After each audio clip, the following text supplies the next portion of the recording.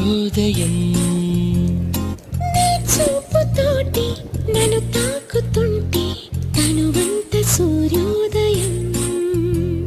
ఇలాగే ఇలాగే మనం ఏకమయ్యే క్షణాలే కదా ఓవరం.